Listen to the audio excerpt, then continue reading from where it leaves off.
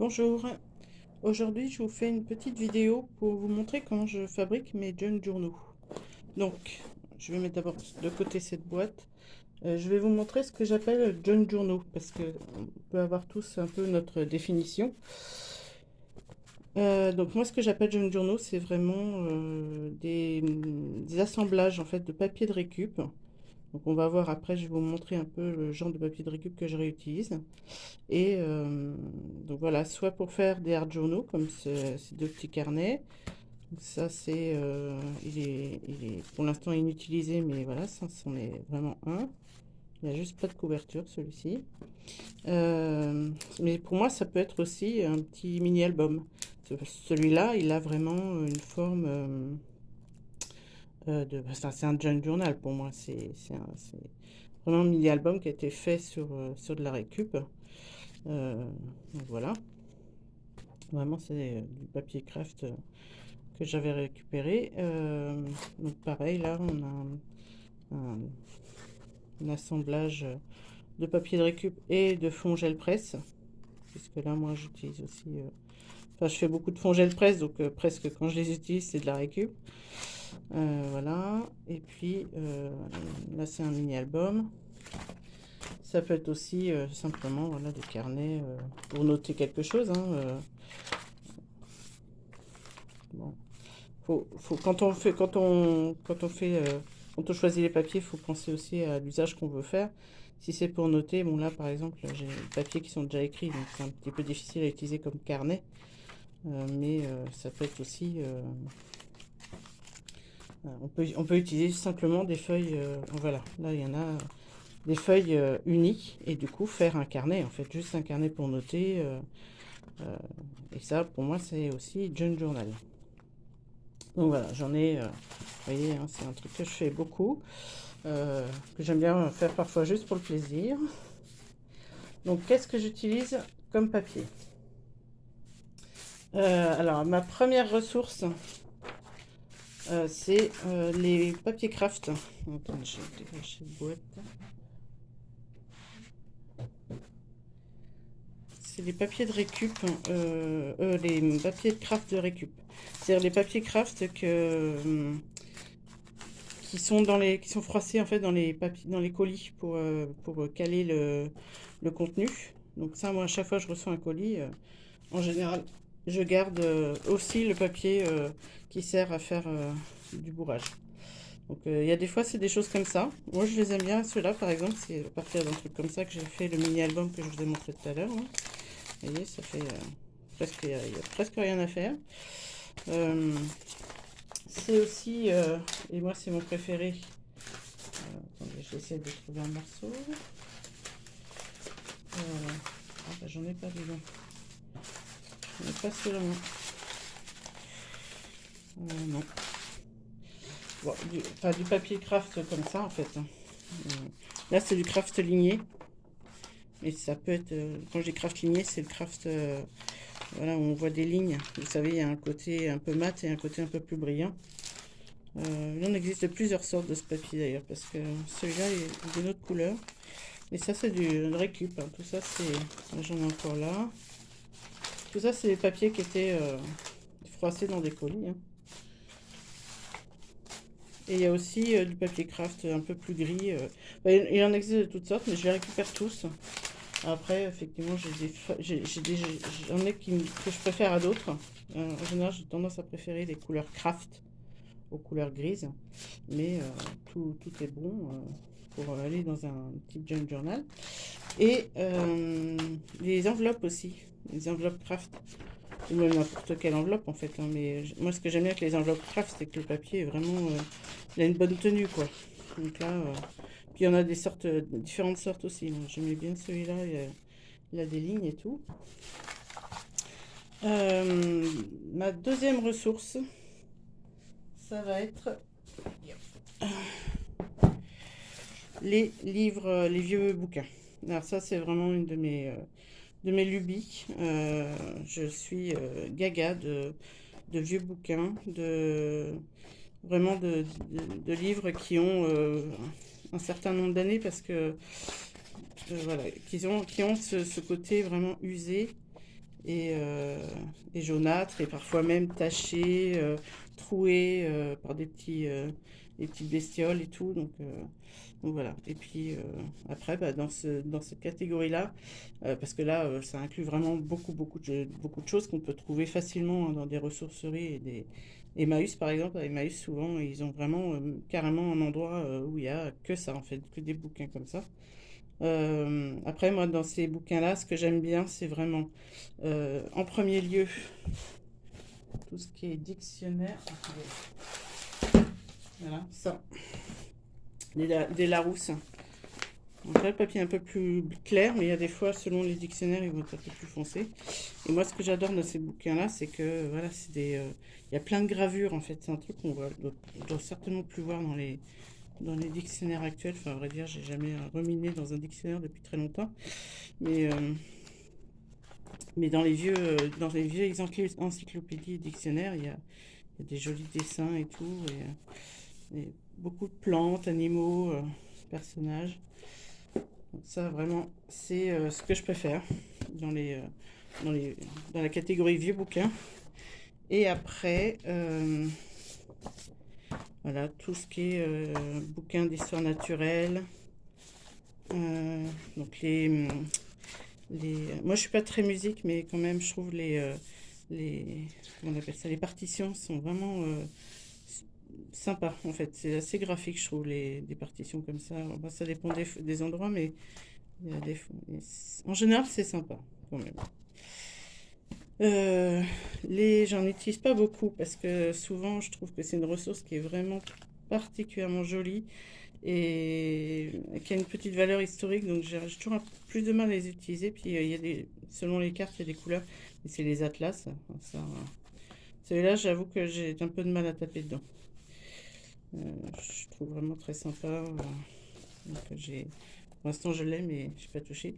Et alors, le genre de bouquin que j'aime beaucoup aussi, hein, il est à l'envers, c'est les vieux livres de contes. Alors ça, c'est pas évident à trouver. Moi, j'en avais récupéré un d'une copine, et celui-là, je l'ai acheté sur eBay. Il était vendu 10 euros, donc, avec quelques écritures. Alors, un petit peu à la plume, mais surtout, donc là, c'est encore à la plume, mais je crois qu'à un moment donné, ça devient du crayon papier. Ah bah non. C'est simplement que c'est... Ah bah non, ça ressemble à du crayon papier, mais c'est de la plume. Mais c'est la plume noire. Alors que souvent, c'est violet, la couleur qu'on voit le plus souvent. Et voilà, ça fait avec des écritures comme on n'en fait plus, hein.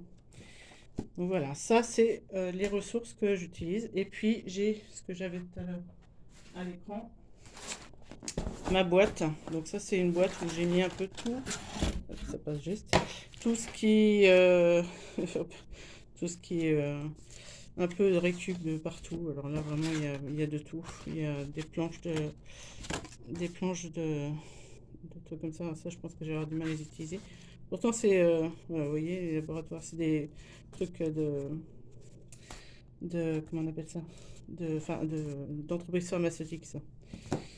Il y a des vieux, ça c'est des chutes en fait, des couvertures que j'ai gardées. Alors ça doit être un dos, j'imagine. Vous voyez le genre de pic d'usure que j'aime beaucoup, ça.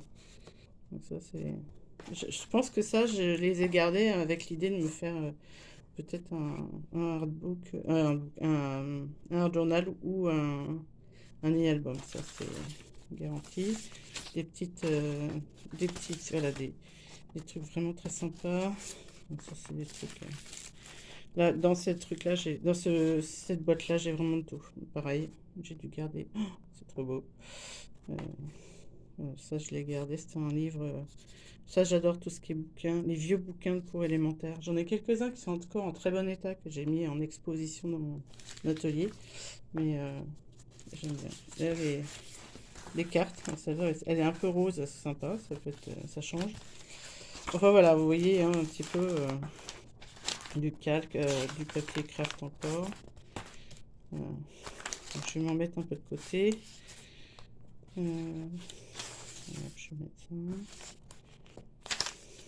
Donc là, j'ai de quoi faire beaucoup de art journaux. Je prends des feuilles au hasard, hein. Je prends ce qui me tape dans l'œil. Alors, sachant que dans cette boîte, c'est déjà une présélection, donc je sais que je vais tomber sur des choses plutôt sympas. Pas de trucs un peu chelous.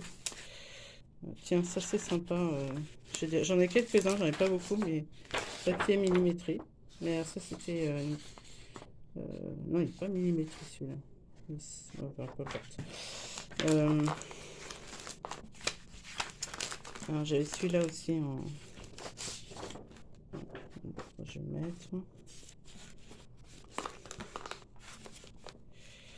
On peut mettre aussi du papier uni. Hein. Alors moi, ce que j'aime bien, les papiers unis, j'en avais là. C'est quand vous jetez, ça vous arrive de jeter des vieux bouquins. Je sais que moi, ça m'est arrivé quand même un peu. Des vieilles encyclopédies, des choses comme ça. Mais quand elles sont pas vieilles, pas assez vieilles pour que ce soit intéressant, et trop vieilles pour qu'elles soient utilisées dans l'usage quotidien. J'aime bien garder les premières pages. Voilà, ça c'est... je sais pas si j'en ai là. Ça, c'était les papiers de récup, ça. C'est ma pochette papier de récup que j'ai arraché de bouquins. Il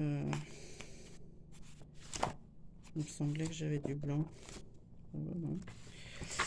Oh, c'est pas grave. Bon, j'ai les papiers précieux là-dedans.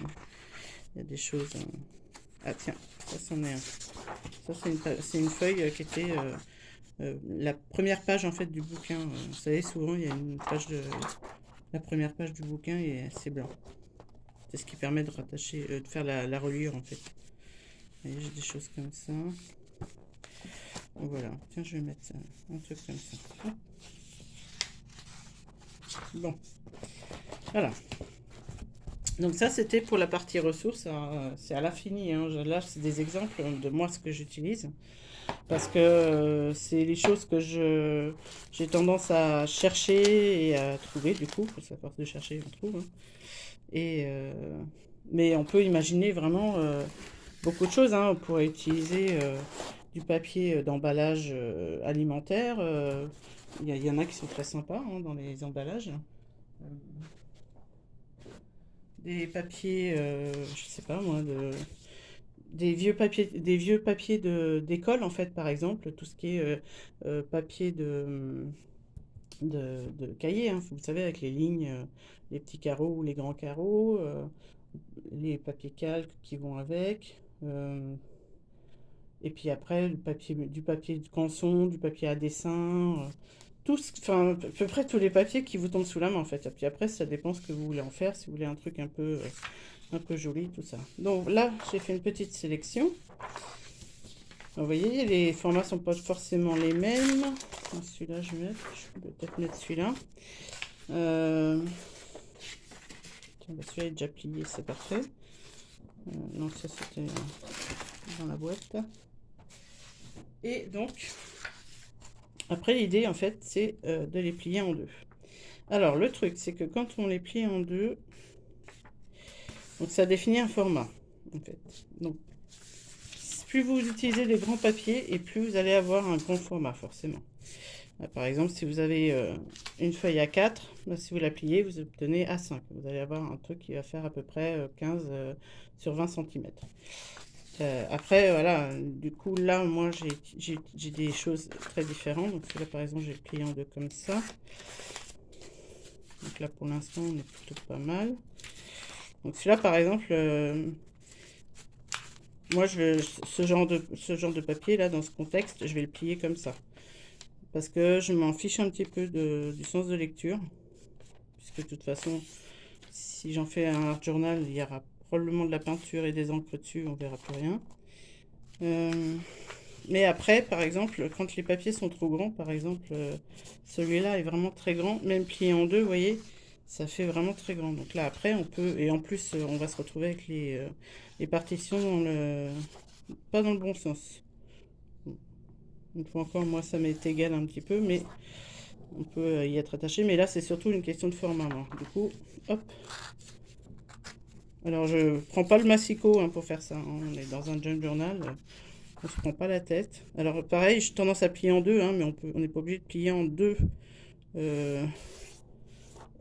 parts égales, en fait. On peut légèrement faire un côté plus large que l'autre. Voilà. Et donc, on va les mettre comme ça. Donc j'ai tendance à alterner les grands et les petits papiers. Donc ça c'est pareil, c'est grand. Je vais le faire comme ça.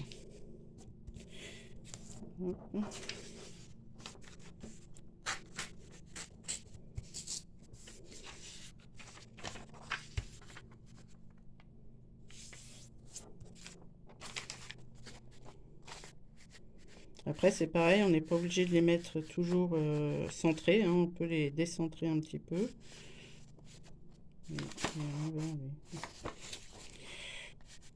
Tant qu'à faire, hein, c'est...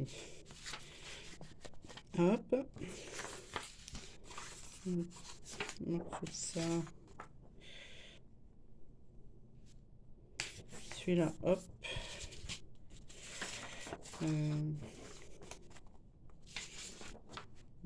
Je le trouve trop grand. Et j'ai pas envie de le recouper pour le coup. Qu'est-ce que je peux avoir? Celui-là.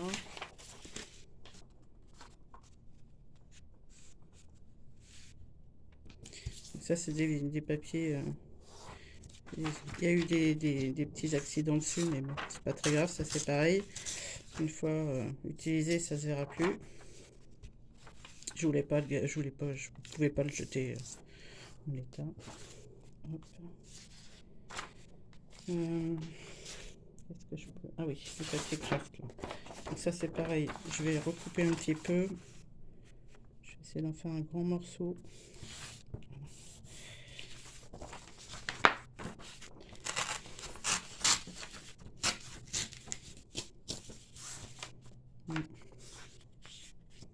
Je vais couper cette partie là.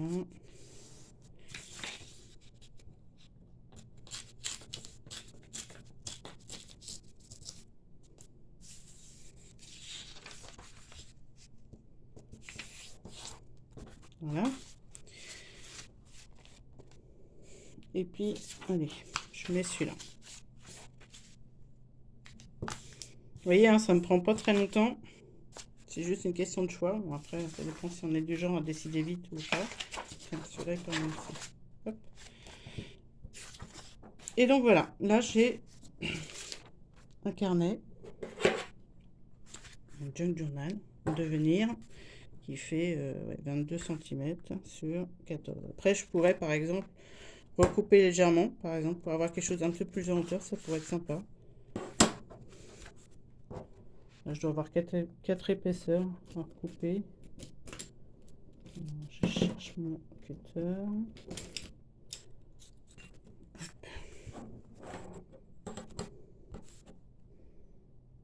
Je me sers des lignes pour couper à peu près droit quand même. On n'est pas des sauvages.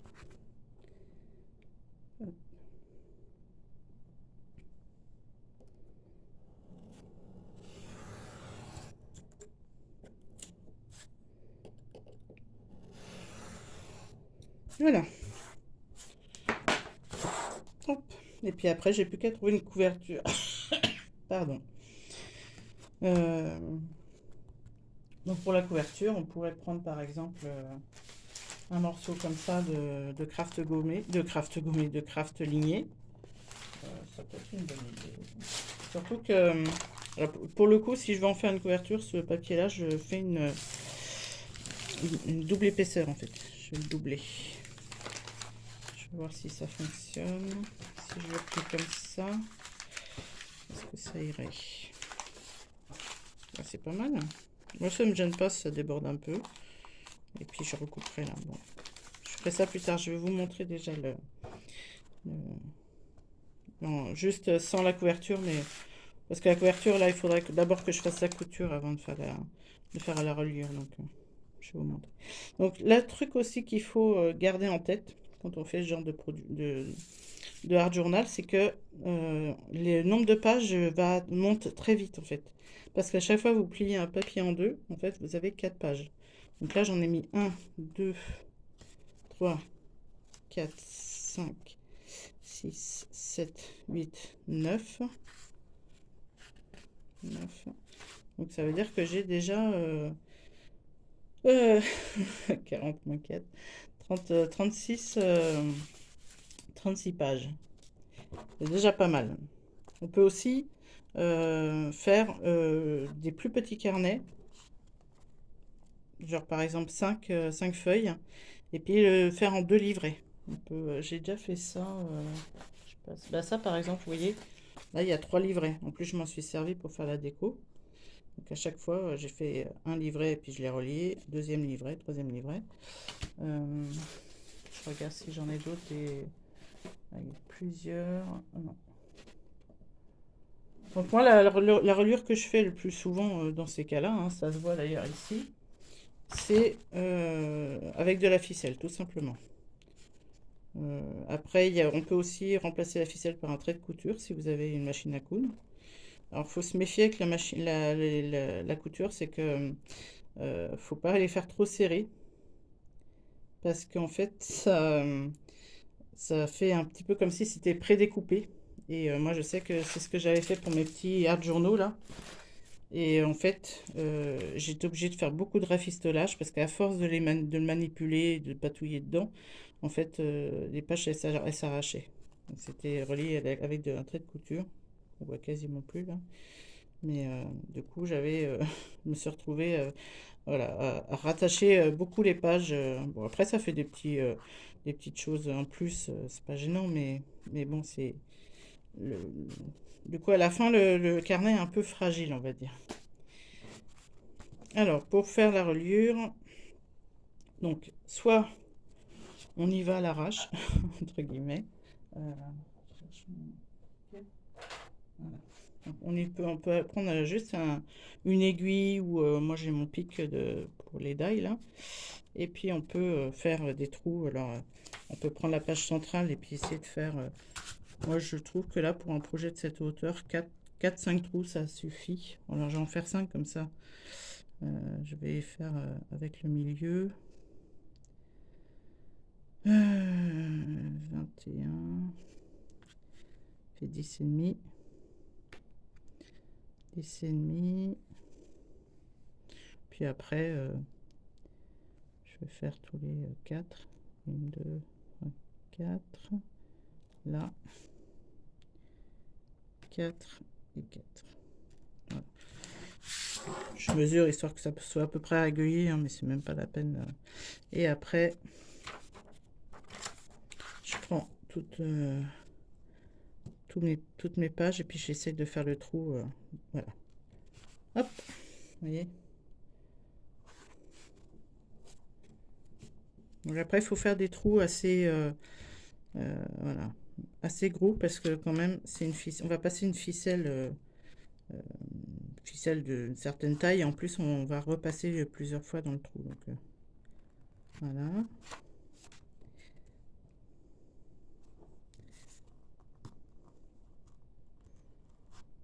Hop.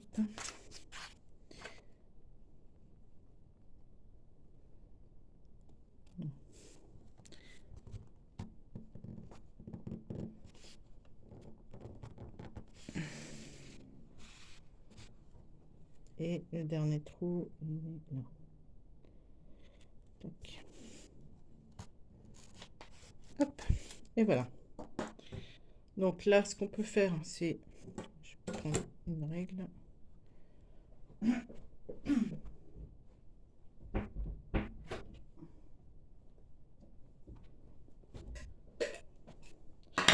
Prendre des petites pinces à linge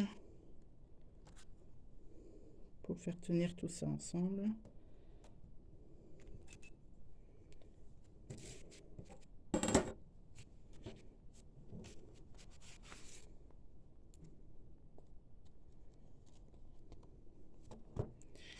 Voilà. Alors, il existe aussi des outils hein, pour faire des reliures. C'est une réglette. Là, je ne l'ai pas utilisée parce que je vais vous montrer sans outils, mais il existe ça en fait. On coince toutes les pages là-dedans, comme ça. Et après, on fait des trous. Tchouk, tchouk, tchouk. C'est plutôt pas mal. Après, c'est pas révolutionnaire non plus. On peut se débrouiller sans.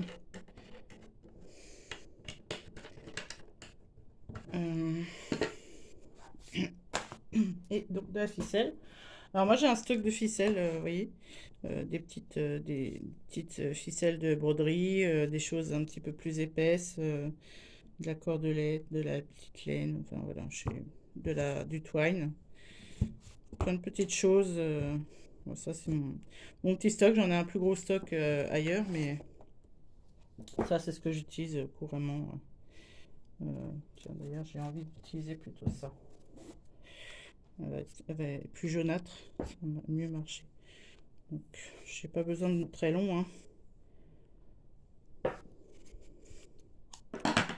Hop, une aiguille.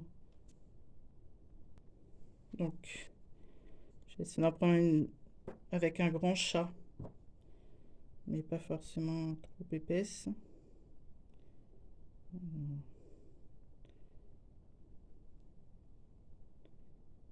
Oups. Hop.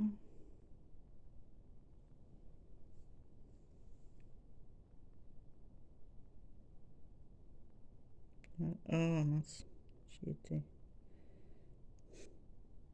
Voilà. Hop, donc ça. Et donc là, après, l'idée, c'est de faire des 8 en fait. Toc, toc, de passer comme ça, et puis de revenir en arrière. Et voilà, ça marche bien. Donc après, il faut se décider de où sera le nœud, s'il sera à l'intérieur ou à l'extérieur. Tiens, je vais le mettre à l'extérieur. Alors, il faut juste arriver à passer dans le trou.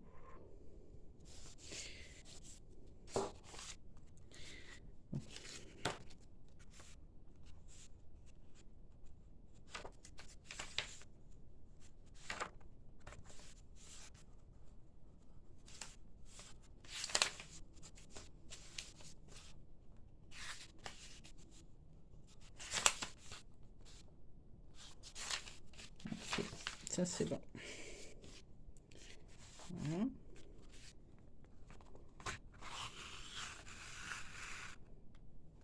Ensuite, trou suivant. La première fois qu'on passe dans les trous, c'est un peu galère parce que faut retrouver les trous. J'ai eu beau mettre des petites pinces, ça n'a pas bien fixé.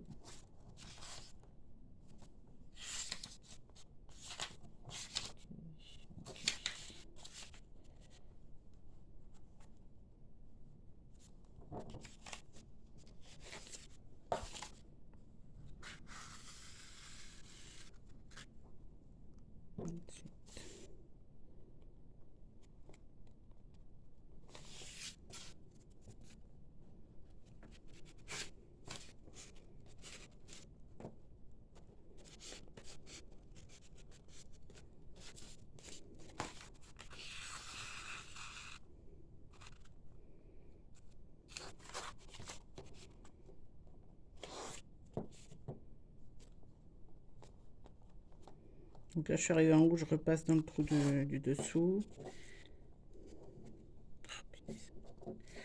Voilà. Normalement, ça ne devrait pas poser de problème. Voilà. Ça. Ensuite, ça.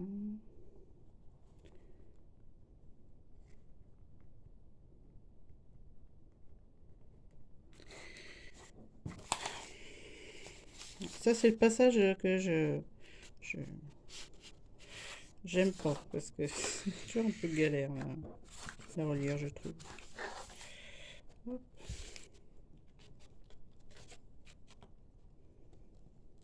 Aïe.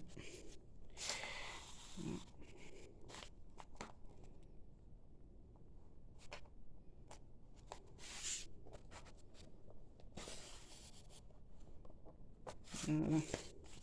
Ah, ça y est. Tac. Et on fait un petit nœud.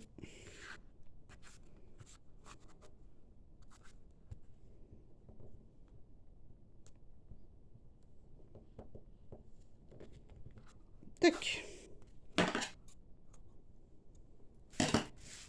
Voilà. Donc Donc avec la couverture, enfin normalement, hein, je vous dis, faire ça avec une couverture. Bon, après, moi, un petit carnet comme ça, on pourrait en faire, on pourrait, comment? On pourrait le rattacher à une couverture avec, genre par exemple, juste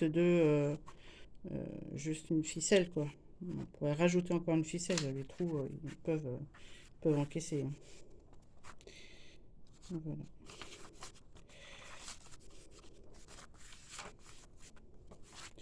Et il n'y a plus qu'à patouiller dedans. Donc, comme je disais, hein, c'est ce que j'ai fait dans mes petits albums là.